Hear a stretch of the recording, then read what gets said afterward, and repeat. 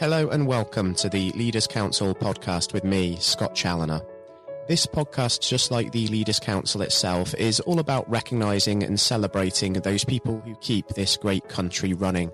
We exist to give leaders a voice outside of their own organisations and to support them in the same way that they support their staff every single day of the week. Now, if you are in a leadership role yourself and would like to have your voice heard on the national stage, then please do visit leaderscouncil.co.uk/apply. Now, joining me on the programme this morning on what is a rainy and humid summer morning here in the capital is Sara Gowen.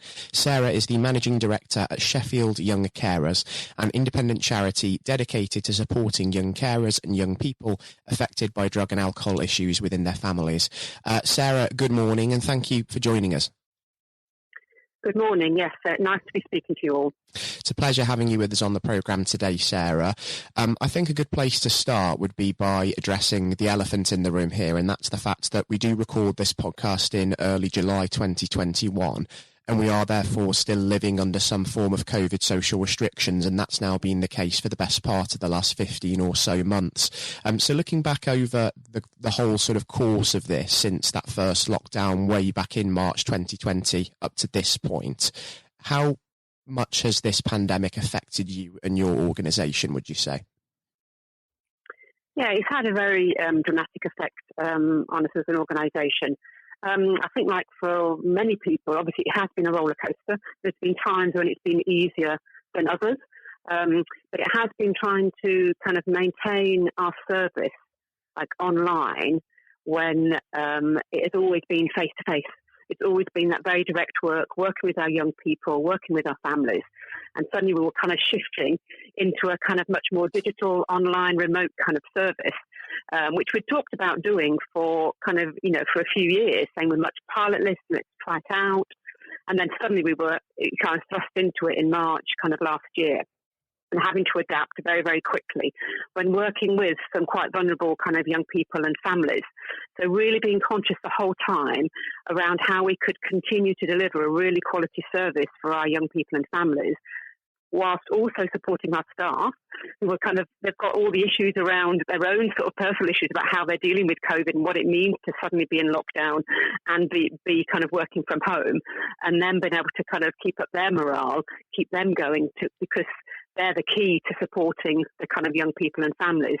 So certainly as a kind of chief exec of the organisation, it was making sure, one, that we absolutely delivered the best service. But in order to do that, that meant that all of our staff needed to be well, and their well-being was really, really crucial. So we had the whole issue around kind of going online, and then you kind of began to sort of do a bit more face-to-face again. Then it went back online again, and then we're doing a bit more face-to-face again. So it has been a real up and a downer kind of year. I think we've adapted incredibly well, but it has had its issues. It has been difficult. Some people finding it easier than others. Some of our service users finding it easier than others. So I think it's just been that kind of bit of a roller coaster, which I think it has been for a lot of people. We had to adapt to a set of circumstances none of us had been in before. So it was kind of really kind of on the hoof a little bit, trying to kind of keep going and keeping our service going.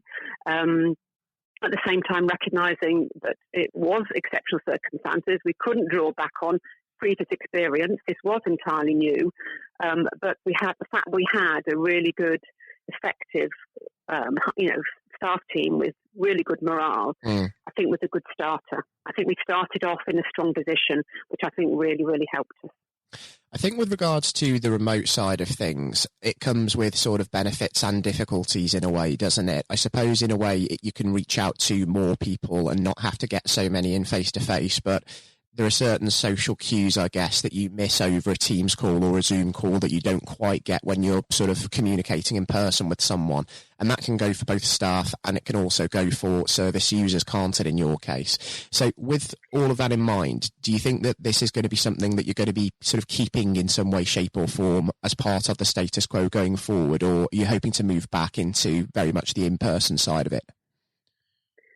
I think we'll definitely be looking at using all kind of forms of support. So, and we can a blended service, hybrid service, different sort of terms have been used for that. But absolutely, we will be looking at. We're currently doing that, looking at doing some surveys with our service users around how their experience has been over the last sort of 15 months with both the online and occasional sort of face-to-face in-person work. And I think we've learned a lot from it. And I think some young people have really enjoyed it, others have not liked it at all. But I think there's the fact that we can now look at expanding our offer and saying, right, well, when we first start engaging with our young people and with our families, we can be saying to them, well, we can do this as a mix. What suits you? Do you prefer phone? Do you want online Zoom? Do you want face-to-face? So in some ways, it's expanded our offer. It's made us start doing online work, which before we'd kind of talked about, saying it'll be really good, maybe it will work, maybe it wouldn't work, let's do a pilot. We've actually had to run the pilot immediately and deliver it. So I think the learning from that is something we're certainly looking at now, and I think we will continue that. I think a lot of services will do that. Thinking of some of the meetings and so on that we hold, those just lack the less travel time, the fact you can actually get people together in a room, many more people in Zoom room than you can sort of in a face-to-face meeting. I think we'll learn from that. But at the same time, there is the stuff around, like you say, the social cues. When you're kind of on a Zoom meeting, you don't necessarily pick up exactly what's happening for a person. And we feel the same with our staff team. We're used to sort of working very closely together. You know, if you've just had a particularly difficult meeting, say with one of our young people or families, you come back into the office, people are immediately there for you, can immediately say, oh, this has gone on, sort of let go a bit of what's happened. But that's not the same when you're going back and working at home. So I think the working and as a team in the office has been really, really important. So I think certainly we won't be looking entirely at working remotely and working face to face in the office and with our service users. Will certainly continue, but we will have a mix of that. And just because we've picked up on mental health and well-being at a point already in this discussion, I do want to hone in on that a little bit more, because the importance of this issue has been significantly amplified by the pandemic, hasn't it? Now, what sort of steps and techniques have you put in place to sort of keep an eye on that and keep morale high, as you talked about? Yeah, I mean, as I mentioned it previously, the well-being of our staff has been absolutely crucial because they're the main resource that we have as an organisation. They deliver all the work, and so their well-being has been really, really important. So we've done a kind of real mix of support for our staff, including providing extra external supervision, where there's someone they can go and talk to about what's going on, particularly for them and how it impacts on them. We've had more kind of online Zoom meetings for staff who are meeting kind of weekly. At the beginning, we've now gone to fortnightly. All of the individual teams within the organisation have been kind of having their catch-ups regularly to make sure that happens. We offered some reduced hours in the first lockdown. People could work up to 20% less, conscious of people's commitments at home around childcare and other kind of caring needs and stuff they might have at home, as well as the intensity of doing everything online. And making sure people didn't always make sure they had a kind of gap between their meetings, which you would do if you were travelling somewhere. You'd have that little bit of downtime. So often that wasn't there. So trying to encourage people to have their kind of breaks. We'll do buddy talks. So we'd have sort of walk and talks where we'd get staff to go out, you know, walk in your local park or just walk around a little bit to take a break and have a chat with another member of staff. Not about work, just to kind of catch up about what's going on.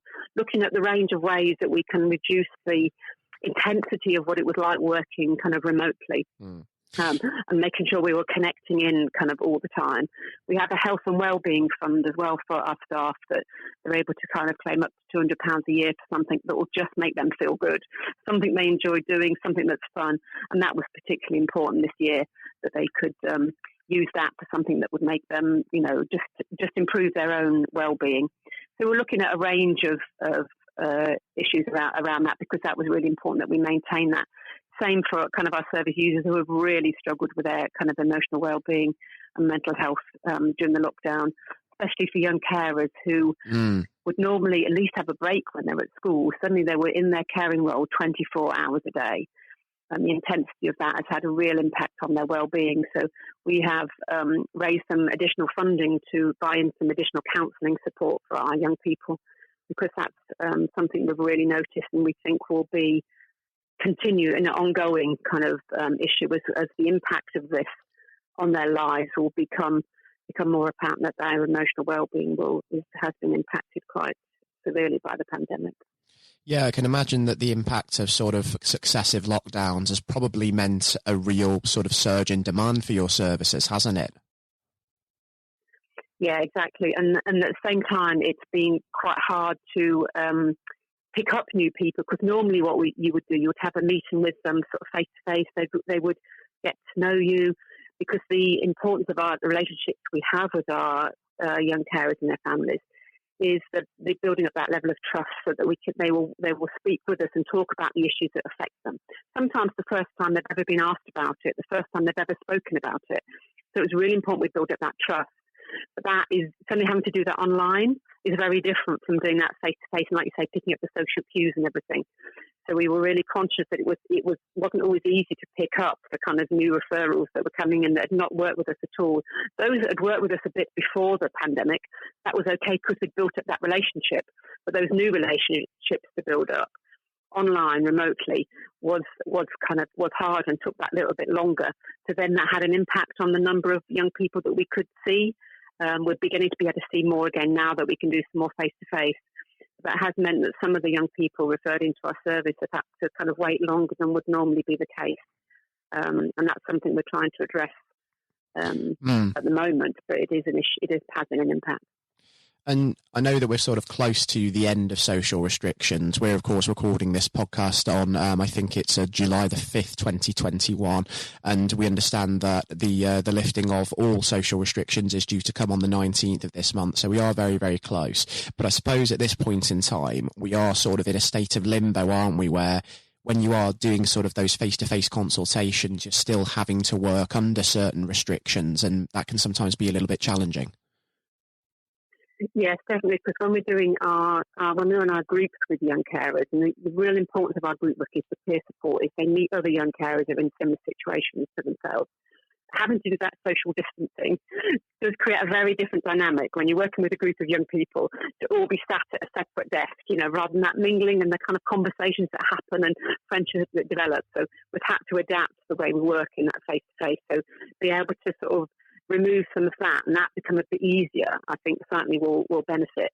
But at the same time, for a lot of our young people, they're young carers because they're living with family members who are ill. And for a lot of young people, they're still not being vaccinated. But they're going to school and they're kind of really concerned about bringing that sort of infection back into the families, even if their parents and people they're caring for are now being vaccinated. So there's still going to be an element where there's concern for them. So we will still be looking at ways in which we keep people safe and what's the best way to run our groups so that those young people engage the best way they can. And maybe we will keep some of that, the masks and some of the social distancing. If that enables more young carers to participate within our groups and within our service, conscious of what the kind of concerns are for them around COVID, and there's still the debate going on around whether we're going to be vaccinating our younger people under 16. But that's a particular impact it has for young carers, which I think is different for other young people. It is something that you have to take into account, isn't it? Because even though restrictions are going to go, I mean, there are still going to be a lot of people that are going to be sticking to them voluntarily, aren't they? Because there is still that lingering anxiety there, and it could take some time for confidence to come back. And thinking back over sort of the whole course of the pandemic and the fact that it has been so immensely difficult, so immensely tragic as well for so many, despite the ordeal, if we call it that, Sarah, would you say that your experience of leading through this last 15 or so months has sort of strengthened you as a person and as a leader in your organisation? Yes, I think definitely. I think because as a leader, you are having to make decisions very quickly at the very beginning, but also around circumstances that you've not necessarily experienced before. And I think it's kind of highlighted my strengths. I think the fact that I'm a good communicator, but the sense of really understanding what's going on within your staff team and recognising the importance of that, as well as looking externally about what we need to do around delivering a quality service, with a lot of pressure. And it was very kind of intense, and you felt that you were holding people more than you would hold people ordinarily, because it was so important that they felt well enough to be able to continue to deliver that service. And for me, then that service continue was absolutely critical. So certainly there's a lot of pressure there, but I think it did sort of highlight the sort of strength as a leader in terms of taking the organisation through, and the fact that we have continued and I think delivered some really, really, really good work in that time has been down to kind of making sure that people felt supported, that they were able to continue to do the work they need to do, and they kept in mind that our end goal is about making sure that those young people are supported as effectively as they can be. And to keep that kind of goal there when everybody was under so many different stresses, I feel has been a real, without kind of, blowing your own trumpet, a credit to the way I've led the organisation. A credit to yourself and a credit to everyone working within Sheffield Young Carers as well, because they sound like they've really brought the best out in themselves during this time as well. And sort of lastly, Sarah, just before I let you go, I do want to talk about what the next 12 months might bring, because as we've said, those social restrictions are going to be going very, very soon in terms of the legal sense. But for your organisation moving forward, what do you expect over the next 12 months, and what is it that you're really hoping to have achieved by this time next year? Yes, I think the next 12 months is going to be very different again from the last 12 months and from the 12 months previously before that. There's a lot of learning from lockdown, a lot of learning from the pandemic that we're going to be feeding into our organisation. So I think there's going to be the ongoing pressures, I think, of the effects of it. In terms, like we talked about, kind of mental health and well-being. I think the impact on a lot of the services that our young carers and families use, the impact on schools, the impact on social services and social care and so on. So we're going to really see a lot of pressures within the system. So I think it's going to be quite a pressured time. I think there's a lot we can learn from what's happened, but I think this next year will still be quite pressured. And I think quite where in a year's time, what we're hoping to be is that we'll have learned a lot from this. Our service will be much more blended. We'll be able to sort of meet as many young people's needs as possible, but we will be working within a system that's still under a great deal of pressure. So I think, a year after that, we might be looking differently, but I think this next year, I don't see as particularly easy. I think a lot to learn, and I think our service will develop, but it's not going to be easy. It's going to be a crucial time for sort of the social care sector, isn't it? And I suppose if Boris Johnson's words pre-COVID were to be believed, there is a root and branch review of the whole industry that's going to be coming in before too long, and let's indeed see what comes of that. In the meantime, Sarah, as we sort of wait on what's going to be happening over the next few months, thank you ever so much for joining us on the programme, because it's been a real eye-opener welcoming you on with us, and I actually think it would be wonderful as this clouds start to clear and we know more about what's happening, to actually catch up back in future and have you back on the show with us, just to maybe talk more about what's happened since this discussion we've had today. Yeah, that would be great. I'm happy to speak at any time and sort of talk about experiences. It's always good to learn from other leaders as well. I've enjoyed the other podcasts in the series. I think there's a lot we can always learn from each other. Absolutely. Across every single industry, that's what we're looking to do, really get the authentic stories and accounts of British business leaders out there into the national sphere. And thank you, Sarah, for being a part of that. And do take care and do stay safe with everything still going on until we speak again. Thank you. It was a pleasure for me to welcome Sara Gowen, Managing Director at Sheffield Young Carers, onto the programme today. Next up on the programme, we'll be joined by Leaders' Council Chairman and former Education Secretary, Lord David Blunkett, who will be discussing his take on the last 15 or so months and his hopes for the weeks ahead. That will, of course, be coming up on the show now. Lord Blunkett, welcome. Thank you very much. It's very good to be with you. Well, of course, nothing is being said at the moment other than COVID-19, which we must touch on. What would your message be to small businesses who are trying to keep going? Well, I think the last ones standing will be the ones that thrive when we get back to some sort of normality. So it's have confidence and courage. Obviously take advantage as far as you can of the government help. I think that Rishi Sunak, the Chancellor, has gone about as far as you could have expected. In the circumstances. There are obviously small businesses that fall between the cracks, those who don't have defined premises, can't benefit from the business rate waiver, have not really been able to demonstrate that they can adhere to the PAYE for furloughing staff, and of course whether they can receive the grant, 10,000 or 25,000. All of those who can are obviously able at least to benefit from that for the time being and look to the future. But I think the second thing to say, and they don't need me to tell them this as a politician who did once do a business studies qualification, which is that it will be a different world, and being able to think about how that world will look in a year's time and be creative about it and learn from not just what's happening to you at this moment in time, but to others around you and the sector that you're working in, that will be really important. Do you feel that the long-term effects of the COVID-19 outbreak will in some ways be positive for British industry? Well, only in the sense that people are having to be creative, they're having to adjust and innovate. Therefore, they're thinking about more productive, if you like, greater productivity ways of delivering the same service or delivering the same products. And in that sense, I think we'll have temporarily at least very much higher unemployment than we've become used to, but we'll probably have a burst of productivity, which will help with the recovery. Whether it will help with the inequity of the way in which our economy is imbalanced, both between services and productivity and the production of goods and services, I'm not sure.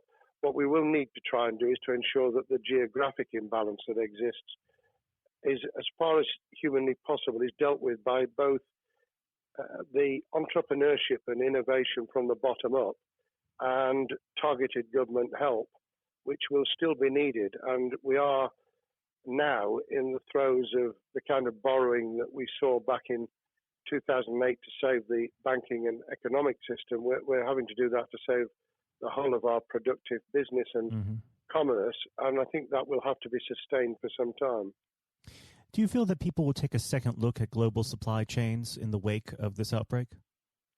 I think there's going to be much more creative ways of using local supply and linking up inside sectors much more effectively. And I hope that the Leaders' Council will be able to play a part in that, in the sense that people who have something in common, a synergy in terms of what they're delivering, whether it's a service or whether it's manufacturing or whatever, will be able to see that there's a good outcome from knowing the sector better, linking with people, not just geographically, locally, but those in this country who may not have been on the radar in terms of what they produced for the supply chain. And of course, ensuring, because there's quite a lot of fraud going on as we speak with people getting into cyber attacks, that they'll also take account of going into the cyber security side effectively as well. The more we are online, the more people who are working from home, the more vulnerable those businesses and their supply chain become. And that's something to think about as well. How important is strong leadership at the moment? Well, I actually think that it's brought to the fore leadership in a whole range of areas, from obviously government itself, and there's been ups and downs, but all the way through the public and private sector, people have, to use the jargon, stepped up. And they've shown local, regional, national level the kind of leadership that Britain historically was very good at. Regrettably, we've not seen the same on the international scene for all kinds of reasons, but maybe we will in future. So I think out of this will come experience of people who have seen an opportunity to do good, as well as seen an opportunity to provide a good service or goods, including, for instance, shortages for the health and social care system, the food chain and the like. But also, I think in terms of seeing the synergy between the private and the voluntary sector and using people's commitment to each other in a very positive way. I'm not sentimental about this. Things will revert. But actually, I think there's a kind of moment of moral judgment of people feeling that they've got a role to play outside the immediate survival that they're engaged in. And if we can hang on to a little bit of that social responsibility, that will be a very positive outcome. Absolutely.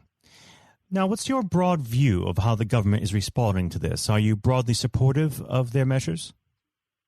Well, it may surprise people to hear that I have been very supportive. Of course, there's been legitimate criticisms about the speed of response on protective equipment and on issues relating to testing. But my own view is very similar to the challenge that was made to the Prime Minister of Italy when people said, why didn't you close Italy down faster? And he said, a fortnight before we did it, I would have been considered to be a madman and nobody would have agreed to do it if I'd tried to move too quickly. And I think that's something that we need to reflect on here in the UK. We may have seen the signals elsewhere across the world and taken them more seriously at the time. Hindsight is a wonderful thing, but as someone who's had his life in the opposite political party to the present government, I think that with some hiccups and mistakes, they've not done a bad job in what has been incredibly difficult circumstances. And you're absolutely right. In a liberal democracy that we live in, it's very difficult for people to swallow orders given to them from government. Well, the UK and the US, and to some extent the Scandinavian countries, have a very different history and therefore interest in maintaining the freedom to decide and the persuasion and consent that's required.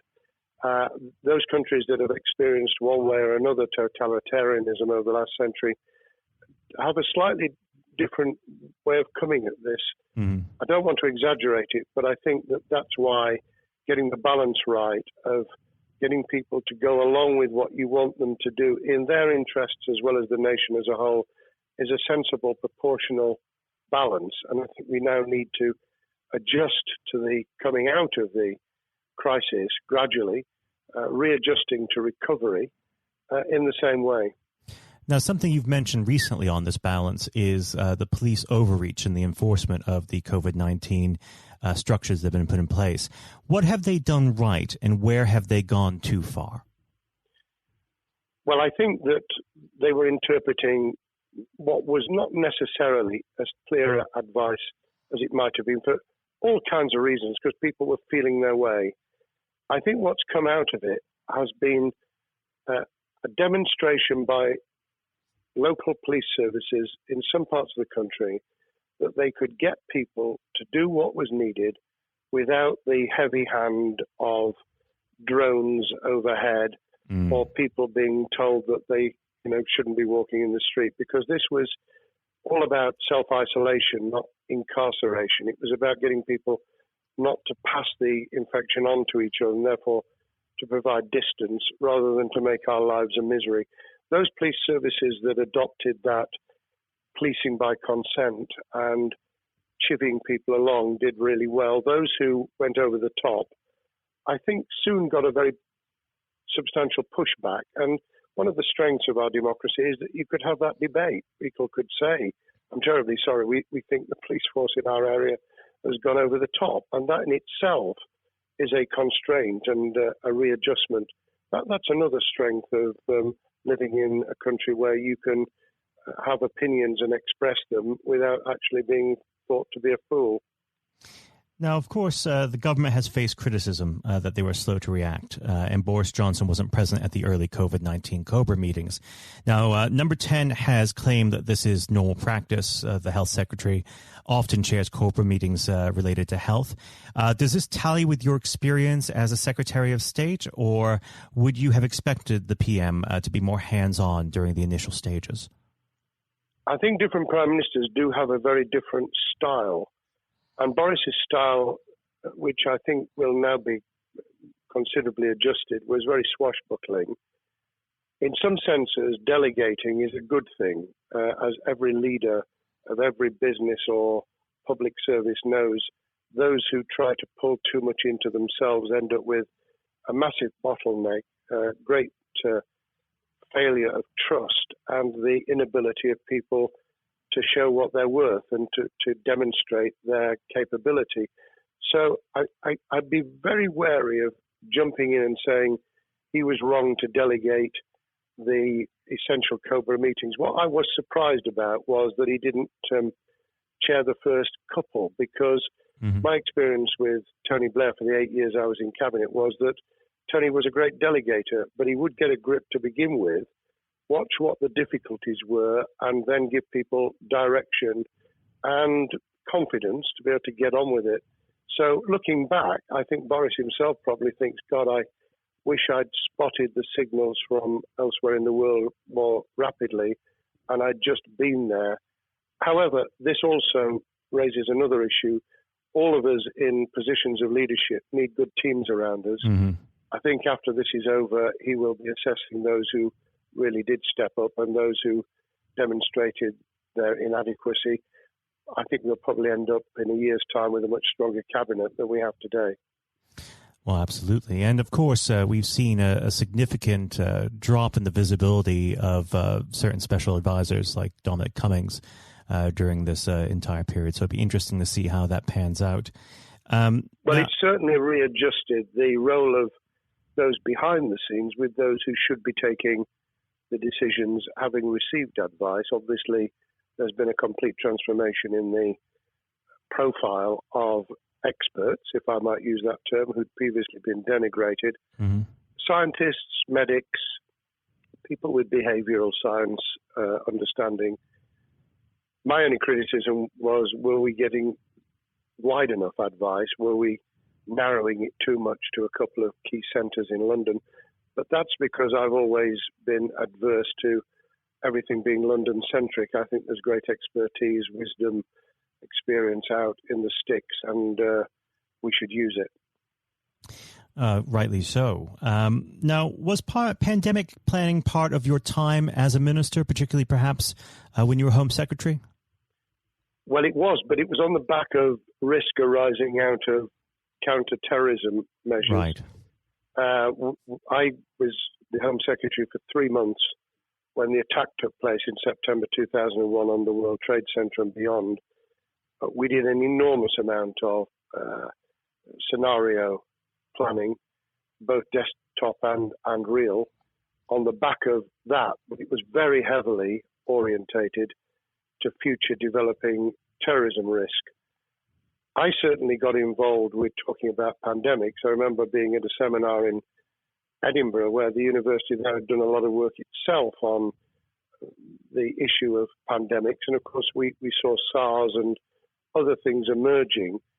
I think people have criticised the government for not picking up the report from 2015, 5 years ago.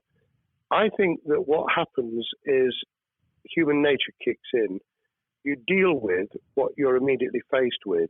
You can sponsor reports, and this is true of business planning, of course, as well, and scenario planning for what business continuity will look like, recovery plans for business, what will happen if there's a cyber attack, what happens if there's an energy shutdown. These kind of things you can look at, but you're immediately turning your eyes to what's in front of you. And had we picked up a bit more on the danger from Ebola and SARS and what have you in the past, then we might have said, what if something hits us in the developed nations that we don't have a vaccine for, that we can't immediately whisk up protective materials or equipment, or for that matter, medicines that help with recovery, all of which we now see are a danger. I think this will make an enormous difference to the planning for the years ahead. I hope it will be widened so that we don't just look at what's happened, because very rarely do you see something exactly repeat itself.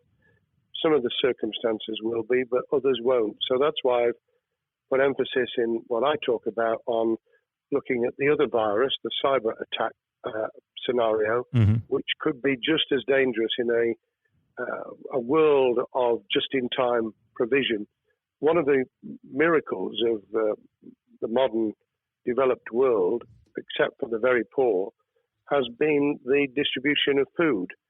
A lot of it on computerized, technologically advanced systems.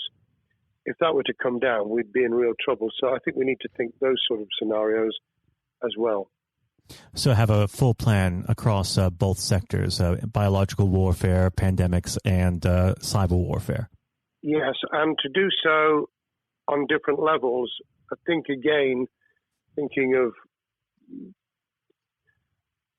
global but acting local, we need a lot more to think about what would happen if something took shape that actually broke down those national and global chains and how we would cope.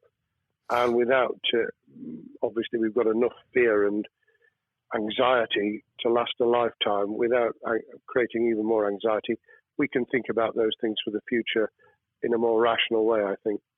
Now, aside from the physical threat of the virus, one of the things that people are vastly worried about is the effect on the economy, not just national economy, but also the world economy. Now, it has been said by certain parties, and I'd like to garner your thoughts on this. Is there a danger of the effects of the lockdown being even worse than those of the virus? Were it be prolonged, I fear that balance would tip the other way. It is about proportionality. It is about balance. It's the wisdom of Solomon, really, to get the moment right when you start to move and then to move quickly.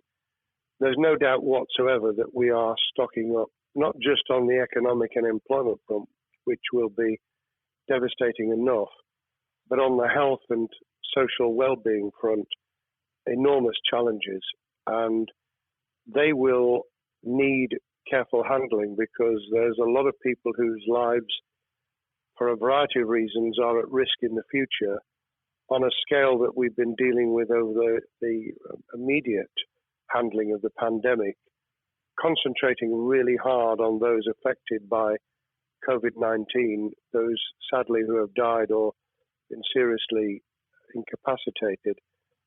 That will roll over into the economic, the social, the mental health and cultural well-being of the nation, and that will need all of us to pull together as well. Absolutely. Now, do you believe the government's doing enough for business? I think that the speed of reaction once the scale of the pandemic was clear was very good. I've praised Rishi Sunak for his action. Remember, a chancellor who had only just come into office was planning to deliver the budget in the middle of March and has had at least three equivalent budgets since.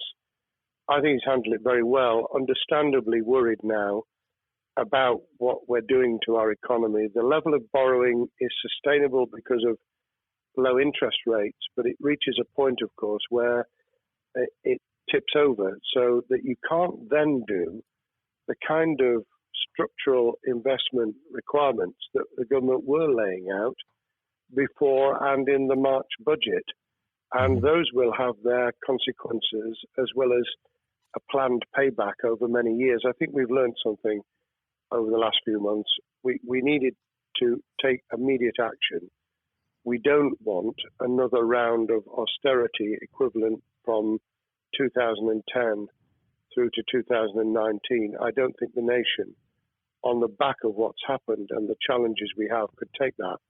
And therefore, we need a different plan, economic plan, over a much longer period, just as we did from the Second World War all the way through to 2002, when the final American loans were paid off.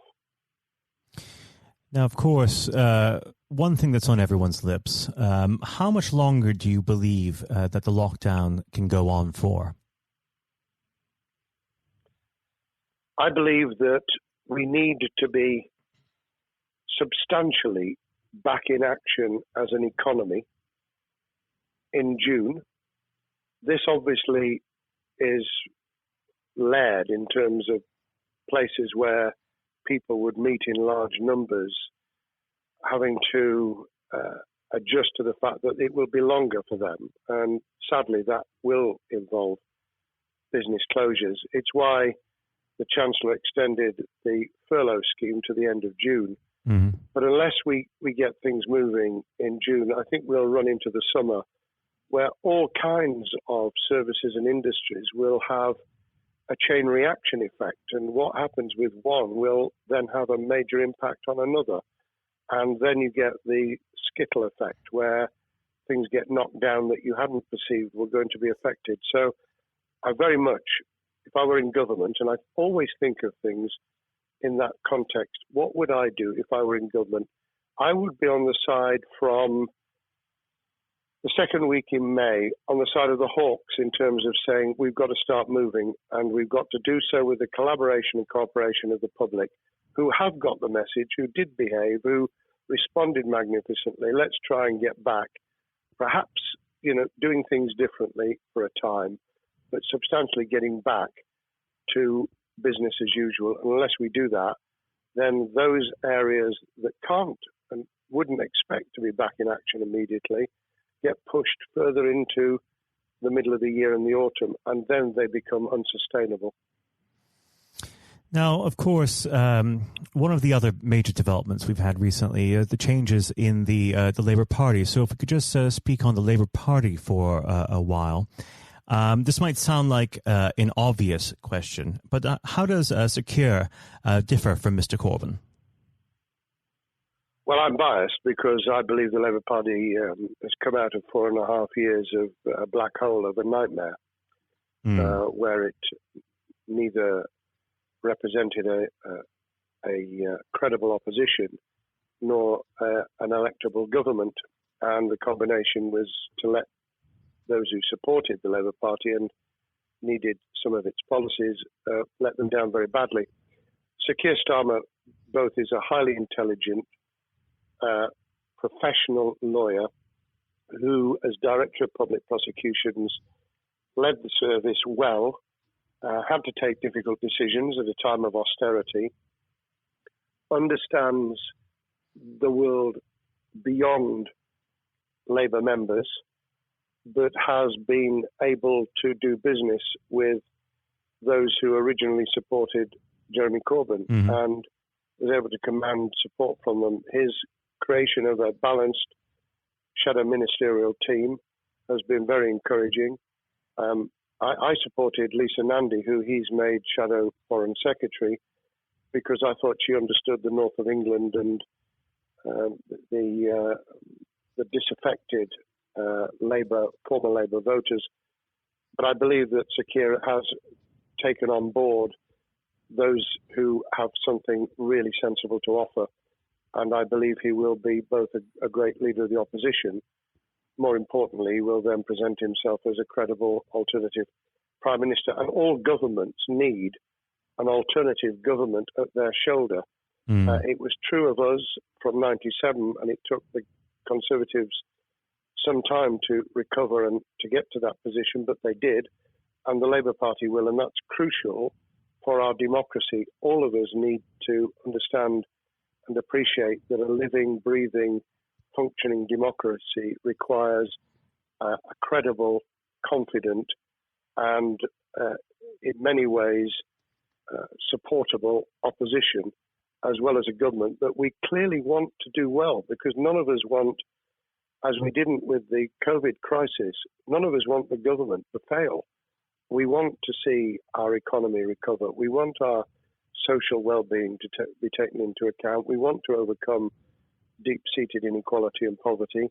And we want to do it with enterprise and entrepreneurship and business playing their role. And that is about leadership nationally, locally, in the private and the public sector. People with ideas, with confidence, with the ability to pull teams around them.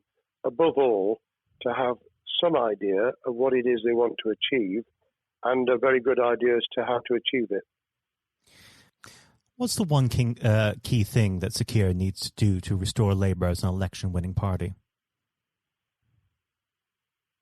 I think Sir Keir Starmer's major challenge is to convince sceptical voters that Labour has not only reverted to a party that they can support because they can see it acting, developing, presenting as a credible alternative government, but also that the lessons have been learned from the fiasco from 2015 onwards. In other words, there have to be very clear signals of substantial change, not just the right words, not just reassurance that we're not going back to some of the crazier policies, but actually that we've understood why the electorate rejected those policies so substantially in December 2019. If people get that message, they'll understand that the Labour Party has changed, as it did in the 1980s and early 90s, to become the electable government with the greatest majority and historic majority, even greater than 1945, which I was privileged to be able to take advantage of in 1997 when I joined the cabinet. Now, I know what your answer is going to be to this question, but indulge me. Do you think Sir Keir has what it takes to be PM? Yes, I do. I think he has the background, he has the experience, he has the professionalism, he has the forensic mindset, and he has the confidence to have put a team around him which will ensure that it will work. And those elements are true of all leaders. Ideas, the ability to build a team, to have confidence in that team, and to be able to demonstrate leadership in practice, sometimes at the most difficult times. And, you know, the Leaders' Council, those sharing their thoughts with the kind of thing that we're doing now with a podcast, but also joining us in linking up in that network of people who can support and help each other and learn from each other. That is what needs to be done in politics as it needs to be done in business. Thank you very much indeed, Matthew. Well, thank you for coming on the program. It's been an absolute pleasure, and I look forward to speaking with you again. Thank you very much, and good luck to all those listening in what has been a nightmare scenario. Good luck for the future. Have courage, have confidence, and yes, listen to those who know more about business than I ever will. Thank you, Lord Blunkett. Thank you.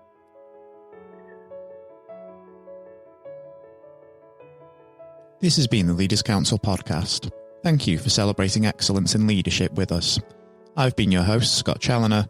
Until next time, goodbye. Thank you for listening to our podcast.